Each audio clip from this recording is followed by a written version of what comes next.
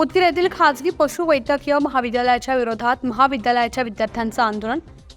राज्य सरकारनं राज्यात खाजगी पशुवैद्यकीय महाविद्यालयांना परवानगी देऊ नये यासाठी उदगीर येथील पशुवैद्यकीय महाविद्यालयातील विद्यार्थ्यांनी 2 ऑगस्टपासून काम बंद आंदोलन सुरू केलं आहे। शासनानं 3 शासकीय पशुवैद्यकीय महाविद्यालयांना परवानगी दिली असून ही शासकीय पशुवैद्यकीय महाविद्यालय अगोदर सुरू करावेत।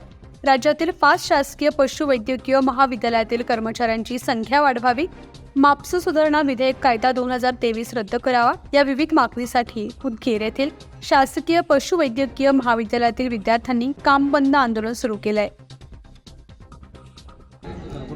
शासनाने चुकीच्या माहितीच्या आधारे जो मापसू अमेंडमेंट ॲक्ट 2023 ला आणला होता, त्याच्यामध्ये असं सांगण्यात आलं होतं की 5000 पशुमागे 1 पशुवैद्यक पाहिजे।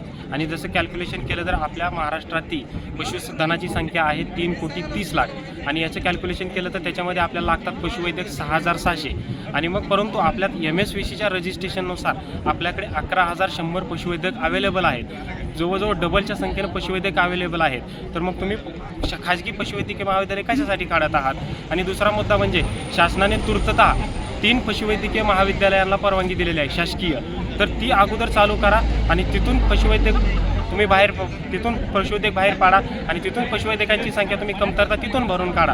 आणि चालूला जे 5 शासकीय महाविद्यालय आहेत तूर्तता शासनाने दिलेले, त्याच्यामध्ये तुम्ही स्टाफ वाढवा आणि तिथं एंट्री कॅपॅसिटी वाढवा आणि तिथून तुम्ही पशुवैद्यक बाहेर पडतील। आणि तूर्तता आता या डिसेंबरमध्ये 300 पशुवैद्यकांची बॅच अजून एक बाहेर पडते। तर म्हणजे असे भरपूर पशुवैद्यक आपल्याकडे अवेलेबल आहेत रजिस्टर।